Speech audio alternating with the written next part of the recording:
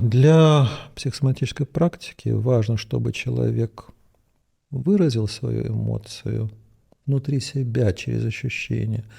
Но совершенно не обязательно рассказывать об этом вслух. Даже членам своего племени. Достаточно беззвучным шепотом рассказать. И на занятиях люди примерно так рассказывают о каких-то проблемах, но они проживают ситуации, и другие люди начинают сопереживать. Это очень легко можно заметить. Возникает такое коллективное состояние сознания, и в результате включаются как раз механизмы поддержки. И то, что человек считал проблемой, начинает уходить.